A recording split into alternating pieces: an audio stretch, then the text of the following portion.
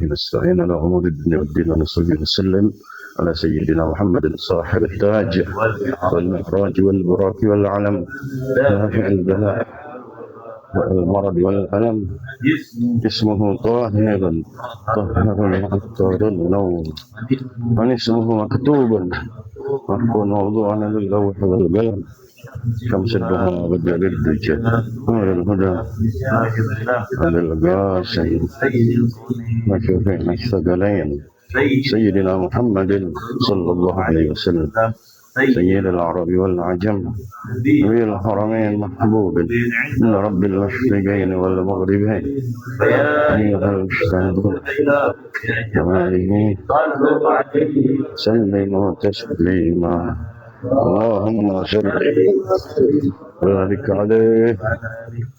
Alhamdulillah, masyaallah hadirin, masyaallah ikhwan.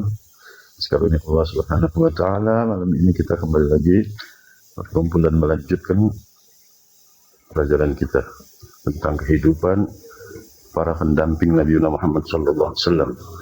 Mereka adalah sahabatnya Rasulullah sallallahu alaihi wasallam. Dan sekarang mengenal seorang sahabat yang luar biasa, namanya Umair bin Sa'ad. Umair bin Sa'ad, jarang terdengar namanya, tetapi tak ada sahabat yang tidak hebat, lebih-lebih yang belum kita kenal ini, namanya Umair bin Sa'ad. Di sini muallif kitab Dr. Abdurrahman Ra'fat Al-Basha membagi dua bagian. Pertama, ketika beliau masih usia kanak-kanak, fisik-fisik, Sayyidina Umar bin Khattab radhiyallahu ta'ala anhu berkomentar tentang Umair tersebut. Umair bin Sa'ad nasiju wahdih, orang yang nyulam kehidupan sendiri, orang yang memiliki caranya sendiri dalam menjalani kehidupan, unik. Al-Mu'allif rahimahullah ta'ala tajarra' al-ulam Umair bin Sa'ad al-Ansari ka'asal yutmi wal faqah munzu nu'umati al-dharih. Umar bin Sa'ad ini disebutkan bahwa beliau meminum, meneguk kefakiran sebagai seorang anak yatim sejak masih usia kanak-kanak, seorang anak yatim yang miskin. Fabat madha abuhu ila rabbih duna an yatruka lahu malan aw mu'ila. Orang tuanya sudah meninggal menjumpai Tuhan tanpa meninggalkan untuknya harta atau keluarga yang bisa menolongnya. Lakinna ummahu ma labithat an tazawwajat min thariyi min athriya'il Aus.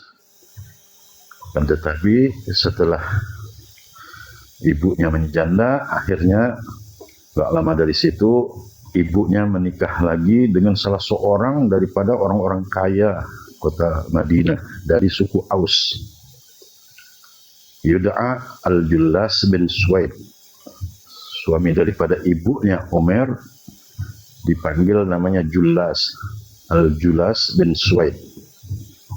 Fakafala ibnaha Umairan wa dhammahu ilaihi. Maka Jullas inilah yang jaga kehidupan anak daripada istrinya Umair tersebut, dan dia merangkulnya seperti anak sendiri. Abad lagi Umair bin birril Jullas wa husni riayatihi wa jamili atfih ma ja'alahu yansa annahu yatim. Umair merasakan kebaikan daripada Jullas, ayah tirinya tersebut, cara Jullas merawatnya, keindahan kasih sayangnya, akan tetapi tidak membuat sehingga membuat lupa dia sebagai anak yatim yang miskin karena kasih sayang orang tuanya, orang tua tirinya tadi. Ahabba Umairun al-Julas hubbal ibn li abi, sehingga Umair pun membalas cinta ayah tirinya seperti cinta seorang anak kepada ayah kandungnya. Kama uli al-Julas bi Umair wal al-Walid walid bi waladih, sebagaimana Julas mencintai dengan sungguh-sungguh sebagaimana seorang ayah mencintai anaknya. Jadi bukan merasa enak, tetapi membalas cinta dan kasih sayang, dilayani balik melayani, dicintai juga mencintai.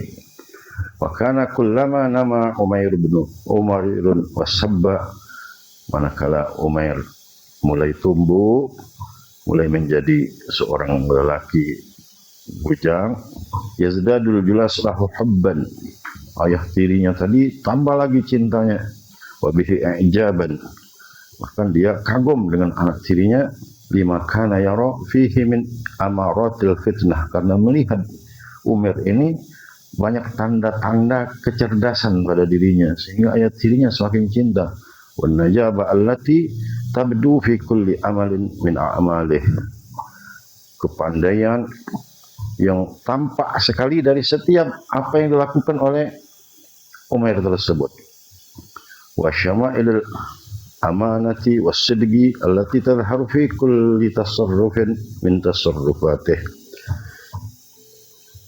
sifat-sifatnya amanah, orangnya jujur, tampak sekali pada tindakan apapun yang dilakukan oleh Umair tersebut. Jadi ayahnya semakin cinta lagi ngelihat anak tiri, dia merasa dia mendidik anaknya menjadi orang yang jujur, yang amanat, cerdas. Waqad aslama al-fata Umair bin Sa'ad wa huwa saghirun lam yujawiz al-ashira min umrih. Umair ini sendiri sebagai orang kota Madinah memeluk Islam ketika usianya masih kanak-kanak, belum usia 10 tahun. Wajadal iman fi qalbihil ghad makanan khalian tatamakkana minhu. Iman itu menemukan tempat kosong dalam hatinya Umair, digampangkan langsung dia masuk menetap di situ. Jadi iman melihat ada kotak tempat kosong dimasukin, jadi penuh dengan iman hatinya Umair tersebut. Wa alfal Islam fi nafsihi as-safiyah, sehingga terdapat di dalam jiwanya yang bersih tersebut Islam. Asy-syafafah turbatah hasbah, yang artinya menempati Islam tersebut di dalam hatinya yang bersih, menembus kedalaman daripada relung hati Umair tersebut. Fakana ala hadatsati sinnihi la yata'akhkhar an salatin khalfa Rasulillah sallallahu alaihi wasallam. Meskipun dia kanak-kanak, akan tetapi Umair tak pernah terlambat untuk ikut sholat berjamaah di belakang Rasulullah SAW. Usianya di bawah 10 tahun, nggak pernah terlambat. Bukan nggak pernah nggak ikut, tetapi nggak pernah terlambat untuk sholat di belakang Rasulullah. Wa kanat ummuhu ta'muruha al-farha, sehingga ibunya diliputi kegembiraan kullama ra'adhu zahiban ilal masjid, setiap kali melihat putranya Umair pergi menuju masjid, aw aiban minhu, atau pulang dari masjid. Senang ibunya lihat anaknya pergi ke masjid, pulang masjid, masih kanak-kanak. Taratan ma'a zawjiha wa taratan wahdah. Kadang-kadang Umair ini pergi ke masjid untuk sholat berjamaah di belakang Rasulullah SAW, kadang-kadang dengan suaminya Julas tadi, ayah tirinya, atau bahkan sendiri. Pokoknya tak pernah dia tidak ikut sholat di belakang Rasulullah SAW. Wasarat hayatul ulam Umair bin Sa'ad ala hadzal naj. Begitu perjalanan Umair bin Sa'ad. Dia menjalani kehidupan ini. Hani'atan wadi'atan la yu'akkiru safwaha mu'akkar. Dia menjalani kehidupan seperti ini dengan damai, dengan tenang. Tidak ada yang mengganggu ketenangannya tersebut. Wala yukaddiru hana'ataha mukaddar. Dan juga nggak ada yang bisa merusak, mengotori ketenangan, kebahagiaan Umair tersebut. Hatta sya'allahu ayyu ardhul ulam al-yafi' ditajribah min asyaddit tajarib unfan wa abisah qaswah. Tenang selamanya beliau tumbuh sampai akhirnya Allah Subhanahu wa taala berkehendak untuk memperlihatkan pada anak yang baru mendekati usia baligh ini dengan ujian yang sangat berat, bahkan sangat keras, ditimpahkan oleh Allah Subhanahu wa taala, wa ayyamtahinahu imtihanan Gallama marra bimithlihi fatan fi sinnih. Bahkan Allah menguji anak muda ini tadi dengan ujian yang jarang sekali dirasakan, didapat oleh orang-orang seperti dia. Jadi ini khusus Allah. Ya Allah abdan ibtalah. Kalau Allah cinta seorang, Allah akan uji orang ini. Memang cinta benar atau enggak. Ada yang begitu diuji gagal. Padahal tadinya orang taat, orang hebat ibadahnya, tapi begitu dapat ujian, hartanya langsung berubah. Atau diuji dengan harta yang tadinya taat, ibadah, rajin, berhenti ibadah karena dikasih harta. Ini ujian-ujian semua. Ini Allah uji, ujian yang berat sekali pada Umair yang masih muda, yang belum baligh ini tadi. Yang belum baligh diuji. Kalau kita mah ya nggak sanggup biasanya menerima ujian, padahal ujian ini harus bagi setiap kita. Ahasiban nasu ayyutraku ayyaqulu amanna wa hum la yuftanun, kata Allah Subhanahu wa taala. Apa kira ini sudah merasa cukup begitu mengucapkan iman, menyatakan iman, nggak diuji lagi oleh Allah? Enggak, semua para anbiya diuji. Bahkan yang paling besar adalah orang yang paling tinggi derajatnya di sisi Allah, terutama Nabi Muhammad SAW adalah kekasih Allah yang paling berat menghadapi ujian dari Allah Subhanahu wa taala sendiri, karena Allah ingin memastikan kecintaan kecuali dengan ujian. Ya, kalau nggak diuji gimana caranya ya? Kalau kita ngerasa tenang tanpa ujian, seakan-akan inilah cinta, padahal ada istilah lain yang namanya istidraj. Kadang-kadang kita merasa ini, akhirnya kita sombong. Allah nggak mau kita sombong. Dikasih terus kesenangan orang semuanya. Nah, itu bahaya juga. Badan sehat terus, misalnya nggak pernah sakit, wah segala macam. Karena anak berjaga, akhirnya dia ngomong, anak jaga memang kesehatan, bukannya atas kehendak Allah. Padahal yang nggak pernah sakit itu seperti Firaun, disebutkan Namrud, itu sama sekali nggak sakit, nggak pusing, nggak apa. Kalau kita, alhamdulillah masih ada sakit-sakit seperti itu, harusnya Allah sayang. Nah ini masih kanak-kanak, belum balik sudah diuji yang berat. Apa ujiannya? Wisanatis sasi'a lil hijrah a'lana Rasul sallallahu alaihi azmahu ala ghazwatir Rum fi Tabuk. Pada tahun ke-9 Hijrah, Rasulullah SAW mengumumkan rencana untuk memerangi bangsa Romawi dalam perang Tabuk, di daerah Tabuk jauh. Wa amarul muslimin bi ayyasta'iddu wa yatajahhazu lidzalik. Dan Rasul perintahkan orang-orang muslim siap-siap dan menyiapkan semua yang dibutuhkan demi peperangan tersebut. Tempatnya jauh sehingga butuh banyak keperluan yang harus disiapkan terlebih dahulu. Rasul biasanya tidak mengumumkan rencana peperangan, tetapi khusus untuk perang Tabuk di sini Rasul umumkan supaya juga siap-siap semuanya.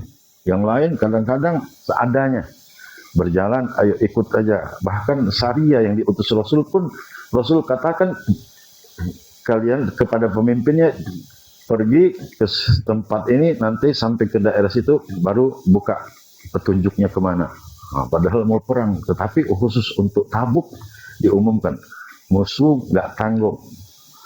Bangsa Romawi, kerajaan terbesar ketika itu, super powernya. Padahal negara Islam sendiri baru masih berada di kawasan Arab ketika itu. Tetapi langsung mau mendatangi bangsa Romawi. Rasul suruh siap-siap. Wa kana alaihi salatu wassalam iza arada, disebut juga di sini. Adapun Rasulullah SAW iza arada ayyabzuwa ghazwatan lam yusarrih biha. Rasulullah SAW biasanya kalau akan melakukan satu peperangan, beliau enggak berterus terang untuk peperangan tersebut, ngasih tahu. Auhama annahu yuridu jihata ghairal jihatil lati yaqsidu ilaiha. Untuk mengesankan bahwa beliau bukan menuju tempat yang akan berhadapan dengan musuh tersebut yang akan dituju. Jadi enggak ada kesan. Satu, itu strategi supaya musuh juga enggak siap-siap.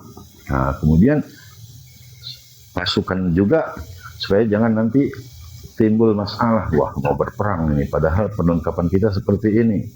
Nah, diajak oleh Rasul supaya kalau sudah berhadapan dengan musuh yang kecil sekalipun, pasti kalau akan diserang, akan dibinasakan, otomatis melawan. Itu strategi juga disebut yang dilakukan oleh Tariq bin Ziyad ketika mengalahkan Spanyol. Nah, Spanyol yang sekarang lagi tren itu ketika di Jabal Gibraltar disebut orang di situ. Tariq bin Ziyad memimpin pasukan Islam, kemudian dengan rombongan kapal laut yang banyak. Begitu sampai ke tepi pantai, semua armada kapal dibakar setelah tentara diturunkan dari kapal. Padahal kekuatan Islam yang dibawa Panglima Tariq sepertinya tidak sanggup menghadapi musuh yang ada di depan. Tetapi strategi Tariq justru mencontoh cara Rasulullah SAW yang tersirat. Di situ Tariq habiskan semua kapal, terbakar. Pasukan melihat harta sendiri. Kita akan menghadapi musuh yang ada di depan kita. Kita tidak punya kesempatan untuk mundur ke belakang, kata Tariqnya. Satu-satunya jalan untuk hidup dan menang adalah mengalahkan musuh. Maka kaum muslimin seketika berperang dan mengalahkan pasukan musuh, sehingga Spanyol itu dikuasai oleh orang Islam. Itu sampai panjang sejarahnya, Cordoba segala macam itu di wilayah Spanyol semua. Jadi itu mencontoh Rasulullah SAW. Jadi kalau sudah begitu, kaum muslimin kan sudah berhadapan, sudah nggak ragu-ragu. Tetapi khusus untuk Tabuk ini diumumkan oleh Rasulullah SAW. Ini ujian berat. Kaum muslimin memang jumlahnya ketika itu lebih dari 10.000 orang sesudah, dan yang dihadapi orang besar. Kemudian godaan juga sangat luar biasa untuk meninggalkan kota Madinah di saat musim yang sangat panas. Sebentar lagi akan panen korma, tetapi diajak perang di saat belum punya persiapan. Godaan melihat bakal dapat uang banyak, musim panas yang luar biasa, diajak berperang oleh Rasul dan dikasih tahu akan berperang kemana. Nah, ini ujian betul sebenarnya bagi kaum muslimin itu. Jadi dikasih tahu oleh Rasulullah, "Ka'annahu bayyanaha linnas liyu'di asy-syughah wa ilmil masyaghah." Rasulullah SAW memberitahu kepada para sahabat ketika akan pergi ke Tabuk tersebut dengan jelas supaya mereka mengetahui jarak tempuh daripada yang akan dituju. Kemudian besarnya kesulitan yang akan dihadapi dalam perjalanan ini. Bukan cuma musuh, perjalanannya sudah luar biasa.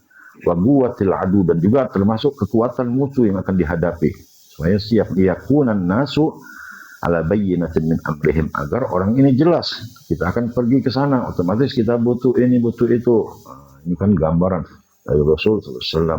Jadi apalagi ini perang Tabuk, perang yang terakhir yang diikuti langsung oleh Rasul SAW.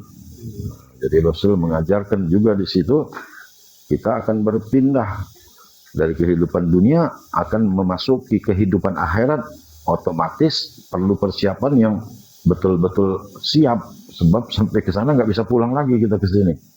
Nah, begitu.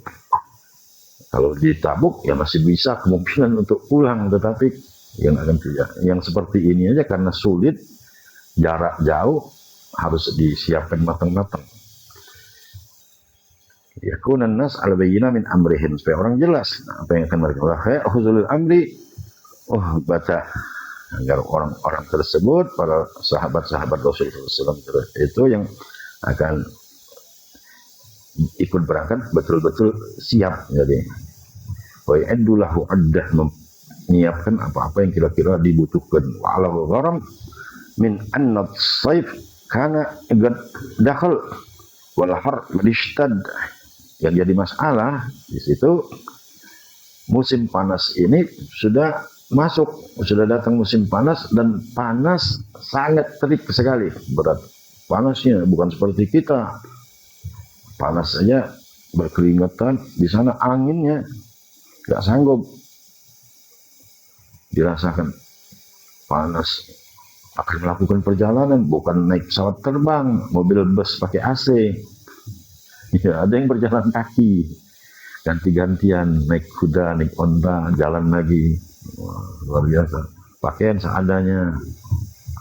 Itu gimana nggak hebat Rasul SAW bersama para sahabat. Umurnya Rasulullah SAW ketika itu sudah 60 tahunan lebih, sudah 60 tahun. Kalau kita sudah 60 tahun, kepengennya duduk-duduk aja, sholat sunnah aja sudah nggak kuat lagi, sudah 60 tahun sih. Ini mau perang Rasulullah SAW. Iya, bawa jatah jauh lagi. Duduk baca Al-Quran sudah 60 tahun nggak sanggup lagi, udah capek duduk. Kayak gitu kan kita. Wasimar abna'at, buah-buahan ketika itu sudah mulai matang.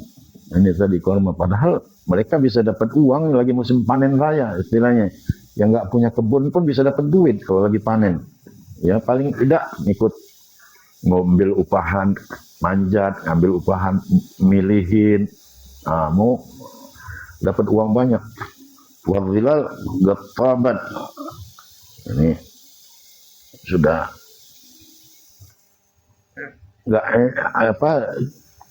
ini sudah sedang nyaman-nyamannya untuk berteduh ini. Wan nufus gatrakanat ila tarahi wat takasul, jiwa ini sudah mengajak kita waktu itu sudah nggak peduli yang lain, udah mulai males nih, nggak lama lagi. Ala gharam min zalika kullihi qad labbal muslimun da'wata nabiyihim alaihi salatu wassalam wa akhazu yatajahhazuna wa yasta'iddun. Nah, terlepas dari itu semua, Rasulullah SAW justru mengajak sahabat-sahabat supaya mereka bersiap-siap menyediakan apa yang kiranya dibutuhkan untuk peperangan. Ini sebenarnya sudah musimnya untuk santai ini. Lagi enak, bakalan dapat duit banyak, stok. Nah, justru diajak perang. Musim panas biasanya kan orang keluar rumah aja males. Ini panasnya panas banget. Wa yara anna ta'ifa minal munafiqin akhazu bituna al-azaim. Kaum muslimin bersemangat ketika itu, kecuali ada sekelompok orang-orang munafik. Justru dalam keadaan seperti itu, kesempatan mereka untuk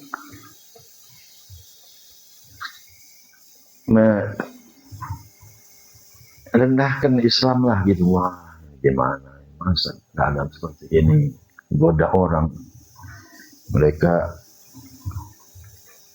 ngelemahkan semangat orang. Wah, kalian seperti ini asyaddu har apa belhar, jangan kalian jangan ini musim panas ini segala macam digoda, diolok-olok sama dia. Ada yang orang miskin sekalipun, bahkan yang nggak ada punya apa di rumah, cuma ada tempat tidurnya aja. Tempat tidurnya bukan kasur empuk kayak kita, tempat tidurnya itu cuma dari kulit selembar, supaya ikut perang bawa jual untuk bersiap berangkat apapun. Nah, orang-orang yang mukmin ini yang kuat.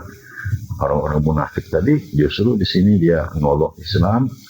Udah masa ajaran kok seperti ini, kejam banget sama diri,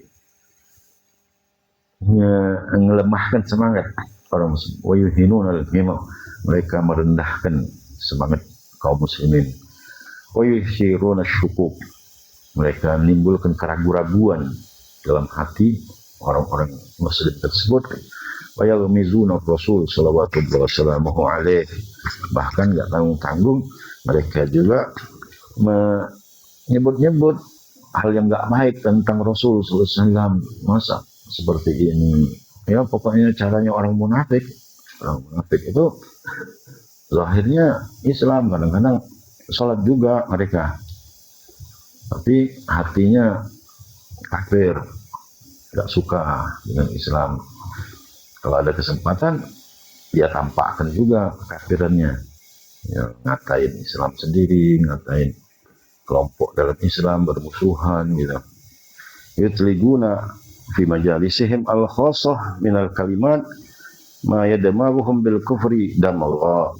Mereka mengucapkan di majelis-majelis mereka yang khusus ucapan-ucapan, omongan-omongan yang membuat mereka itu orang-orang kafir tersebut ya sampai macam-macam gitu ya, omongan yang ngejek gitu, kumpul dengan teman-teman orang-orang munafik majelisnya itu ngatain ini yang gak enak. Wa fi yawm min hadhil ayyam allati sababat rahil al-jaysh ada ulam Umair bin Sa'ad ila baitihi ba'da ada islah fil masjid wa dimkala'at nafsuhu bi ta'ifatin musyriqatin min suwarin badlil muslimin wa tadhiyatihim ra'aha bi aynihi. Di hari-hari tersebut sebelum kaum muslimin pergi untuk perang, anak yang bernama Umair bin Sa'ad ini pulang ke rumah setelah melaksanakan sholat di masjid. Dia ngelihat, dia jiwanya sudah dipenuhi dengan kelompok orang-orang yang gambaran mereka dengan keadaan kemurahan hati mereka, pengorbanan mereka, apapun yang mereka punya mereka korbankan untuk kepentingan orang-orang muslim yang dilihatnya secara langsung seperti yang diceritakan tadi, yang nggak punya apa-apa sampai tempat tidurnya aja sudah dijual. Dia perlu pedang untuk perang, dia beli pedang, dia beli apa yang bisa dia beli, kecuali yang memang nggak punya, akhirnya ditolak oleh Rasul SAW. Ya sudah, nggak bisa, kalian nggak punya apa-apa. Itu sahabat-sahabat kan terkenal dalam perang ini. Sayyidina Abu Bakar mengorbankan semua hartanya, sampai ditanya Rasul SAW, apa yang kau tinggalkan untuk keluargamu? Allah wa Rasuluh, kata Sayyidina Abu Bakar, yang kutinggalkan Allah dan Rasul. Saking kuatnya iman Sayyidina Abu Bakar Siddiq, Allah Ta'ala anhu. Makanya Sayyidina Abu Bakar itu pantas punya tempat paling istimewa. Allah nyatakan dia sahabat, padahal semuanya sahabat. Nah, tetapi untuk Sayyidina Abu Bakar, dia izghala li sahibihi, sahabat langsung. Semuanya hamba Allah, tetapi hanya Rasulullah yang diakui Allah. Alamma gama Abdullah. Abdullah ya, semuanya hamba Allah, tetapi yang dimaksud hamba Allah ya Nabi Muhammad SAW yang diakui sebagai hamba. Kita semua hamba. Nah, seperti Sayyidina Abu Bakar diakuin Allah sebagai sahabatnya Rasul, jadi resmi. Yang lain itu sahabat. Ya, semua untuk Allah dan Rasul. Semua harta dia korbankan, nggak ninggalin sedikit untuk anaknya yang banyak, istrinya apalagi ngapain, semuanya. Sayyidina Umar separuh daripada hartanya. Sayyidina Utsman menyumbang, katanya kalau mau diukur sekarang ini itu sampai berapa triliun yang dia seorang yang memang kaya raya. Sahabat-sahabat itu kaya. Jadi jangan dikira sahabat zamannya Rasul itu miskin-miskin. Orang Islam ini mestinya kaya juga. Gak boleh, wah miskin udah nanti dapat di akhirat aja. Sudah miskin aja di akhirat, akhirnya karena miskin ini gampang digoda. Akhirnya berapa banyak kan kita dengar 3 kali supermi aja keluar agama. Jadi yang kayak gitu tuh, sahabat-sahabat itu kayak kaya. Sayyidina kita ini, Sadatuna itu kayak kaya mereka. Gak gampang dikasih orang aja nimbang. Diajak Abraham bin Auf datang hijrah. Ini kau pilih, mau aku punya istri, kau aku ceraikan, kau ambil. Aku punya rumah, ini berapa engkau pilih rumah. Waktu dia hijrah, tunjukkan aku pasar di mana. Aku mau bisnis, bukannya mau nerima hadiah seperti ini katanya. Kalau ini sahabat Rasul, artinya aja kalau kita kan, oh ya sudah enak banget ini. Itu keadaan kita. Kita berkorban. Yang miskin banyak juga sahabat-sahabat, apalagi zaman dahulu ya. Artinya boleh orang-orang besar itu kaya-kaya. Yang penting nggak sombong. Dan untuk kemaslahatan akhiratnya lagi.